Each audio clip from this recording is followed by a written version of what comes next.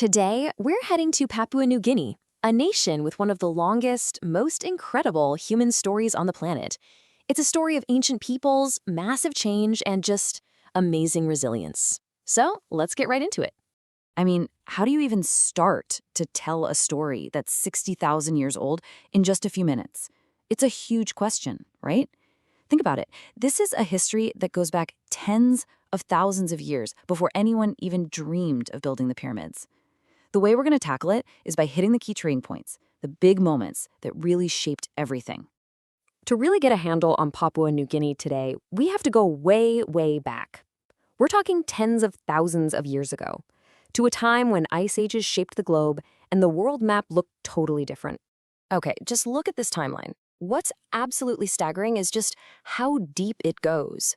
The first humans got to Sahul, that's the landmass that connected Australia and New Guinea back then, as far back as 60,000 years ago. And get this, by 7000 BCE, people in the highlands were farming. This wasn't an idea they got from somewhere else, no, they figured it out all on their own. It's one of the few places on the entire planet where agriculture was invented from scratch. And this just hammers that point home. At the same time civilizations were popping up in Mesopotamia, the people of the New Guinea highlands were busy domesticating their own crops, things like taro, bananas, and sugarcane. This is a huge piece of the human story that, honestly, doesn't get talked about nearly enough. So what's with this number, 800 plus? Well, that is the number of distinct languages spoken in Papua New Guinea today. It's just mind-blowing. For thousands of years, you had these super rugged mountains and deep valleys that kept communities pretty isolated from each other. And what happened? Hundreds of completely unique cultures and languages just blossomed. It makes PNG one of the most linguistically diverse places on the entire planet. For tens of thousands of years, all these cultures pretty much evolved on their own. But starting back in the 16th century, everything began to change. A new and pretty disruptive chapter was about to begin, with the arrival of outsiders. You can see on this timeline how fast things started to accelerate. First it was just European sailors spotting the island from a distance. Then the sweet potato shows up, and that completely revolutionizes farming in the highlands and allows for bigger populations. But the really dramatic shift, that came in 1884, when colonial powers literally carved the island up, and Australia eventually took control of the South. But listen, this wasn't just about drawing lines on a map and claiming territory. No, there was a devastating human cost. A really brutal practice called blackbirding started up. And let's be clear about what that was. It was basically a slave trade. People were kidnapped or forced to go work on colonial plantations, places that grew sugar and cotton. This quote from historian Robert Nicole, well, it doesn't pull any punches. He makes it crystal clear. This wasn't some kind of fair employment. This was slavery. It was an entire economy built on violence and force, ripping families and whole communities apart, all to make money for colonial companies. Okay, so now let's zoom in a bit. Let's go from this big, sweeping history and see how all these huge changes actually impacted people's day-to-day lives. And we're going to do that by looking at the story of women on Buka Island. And this is where we see this really strange paradox. Before outsiders arrived, the work women did, tending the gardens, raising the kids, was seen as absolutely essential. It was respected, it was complementary to what the men did. But then the colonial administrators and missionaries came in, and they saw all this physical labor and thought, oh, this is a sign of their low status. So they tried to turn these women into Western-style housewives. But here's the crazy part. Their policies just added more work for the women, while at the same time telling them the work they'd always done wasn't valuable. This photo from 2006 just shows how that work continued. For generation after generation, it was the women's labor in these gardens that formed the very foundation of a family's survival. This was the work that put food on the table every single day. And the work just kept piling up. On top of their traditional gardening, on top of the new domestic chores like sewing and laundry, women also had to take on the backbreaking job of producing cash crops. Things like making copra from coconuts, all to earn a little money for their families in this new economy.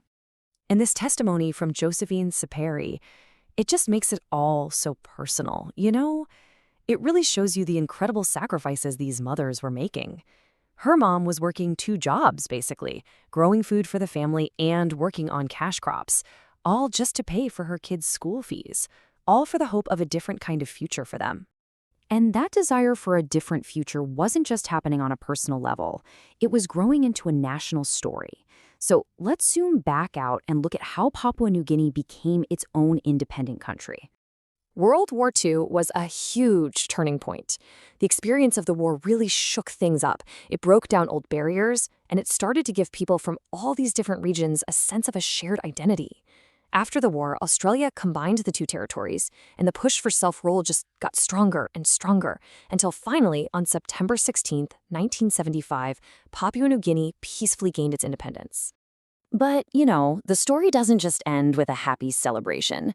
Building a single, unified nation out of so much cultural diversity has been unbelievably tough.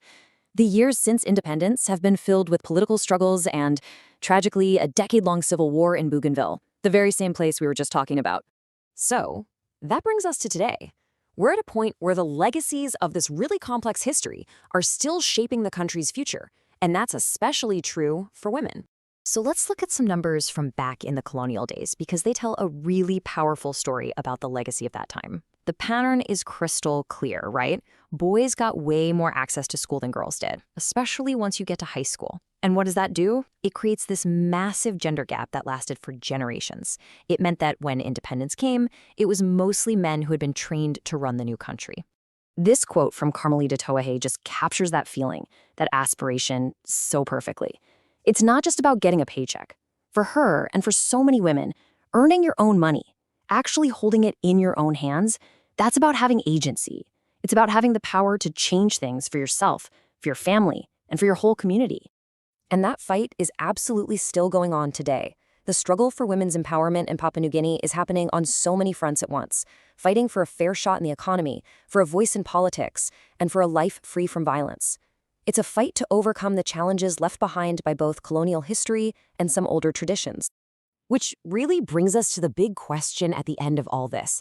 The story of Papua New Guinea is this powerful, ongoing journey of trying to navigate the pull between an incredibly ancient, diverse past and all the pressures of a modern, globalized future.